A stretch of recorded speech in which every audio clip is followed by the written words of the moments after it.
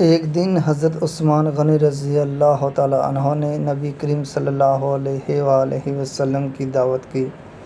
جب نبی کریم صلی اللہ علیہ وآلہ وسلم حضرت عثمان غنی رضی اللہ تعالیٰ عنہ کے گھر کی طرف تشریف لے کر جا رہے تھے تو حضرت عثمان غنی رضی اللہ تعالیٰ عنہ نے آپ صلی اللہ علیہ وآلہ وسلم کے پیچھے پیچھے چل رہے تھے اور آپ صلی اللہ علیہ وآلہ وسلم کے قدموں کی تعداد گن رہے تھے۔ سرکار دو عالم صلی اللہ علیہ وآلہ وسلم نے جب منہ موڑ کر یہ معاملہ دیکھا تو مسکرا کر پوچھا، اے عثمان رضی اللہ تعالیٰ عنہ، کیا کر رہے ہو؟ حضرت عثمان غنی رضی اللہ تعالیٰ عنہ نے جواب دیا، یا رسول اللہ صلی اللہ علیہ وآلہ وسلم، میں آپ صلی اللہ علیہ وآلہ وسلم کے قدم گن رہا ہوں تاکہ میں اتنے غلام آزاد کروں۔ دعوت ختم ہونے کے بعد حضرت عثمان غنی رضی اللہ تعالیٰ عنہ نے ایسا ہی کیا اور اتنے ہی غلام آزاد کیے۔ حضرت علی رضی اللہ تعالیٰ عنہ نے اس دعوت سے متاثر ہوئے اور گھر آ کر حضرت فاطمہ الزہرا رضی اللہ تعالیٰ عنہ سے اس دعوت کا ذکر کیا۔ حضرت فاطمہ زہرا رضی اللہ تعالیٰ عنہ نے فرمایا، علی رضی اللہ تعالیٰ عنہ، اگر تم چاہتے ہو تو ٹھیک ہے، تم رسول اللہ صلی اللہ علیہ وآلہ وسلم اور آپ کے اصحاب کو بلاؤ اور میں دعوت کے لیے کچھ پکا لوں۔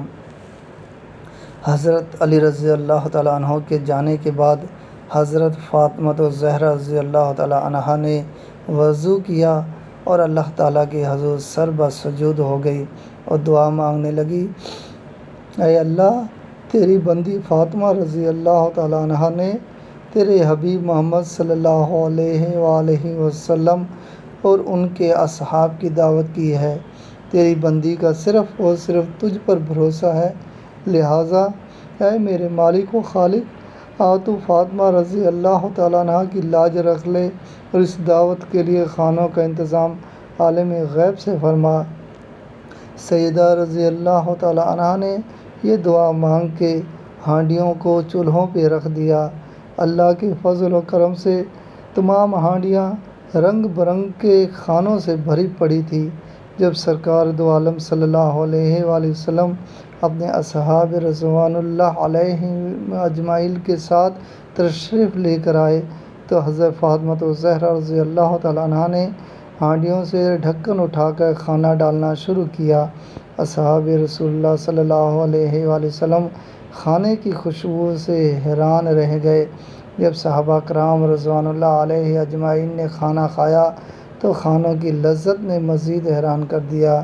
نبی کریم صلی اللہ علیہ وآلہ وسلم نے صحابہ کرام رضوان اللہ علیہ اجمعین کو حیران دیکھ کر فرمایا، حیران ہو رہے ہو؟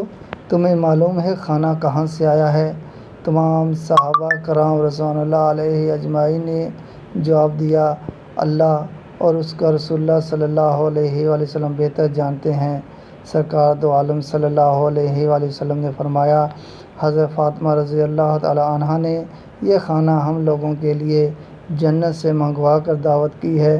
اس کے بعد حضرت فاطمہ الزہرا رضی اللہ تعالیٰ عنہ پھر سر بسجود ہو گئی اور اس طرح دعا مانگنے لگی، اے میرے مالک، حضرت عثمان رضی اللہ تعالیٰ عنہ نے تیرے محبوب کے ہر قدم کے بدلے ایک غلام آزاد فرمایا ہے۔ فاطمہ رضی اللہ تعالیٰ عنہ کے پاس اتنی استطاعت نہیں کہ وہ غلام آزاد کرے۔